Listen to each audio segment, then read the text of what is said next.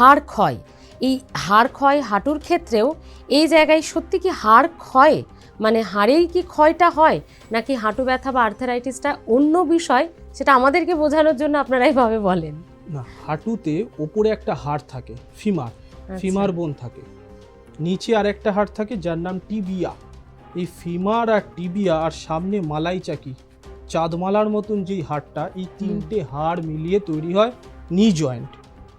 এবার আমরা যখন হাঁটি, সিঁড়ি ওঠানামা করি, লাফ দিই বা স্বাভাবিক সারাদিনের যা কাজ করছি, এই দুটো জয়েন্টের ওপর প্রচুর প্রেশার পড়ে, এই ওপরের ফিমার আর টিবিয়ার।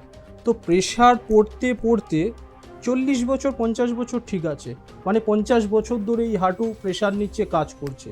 তারপরে এটা ঠিক যে আস্তে আস্তে হাড় ক্ষয় হয়।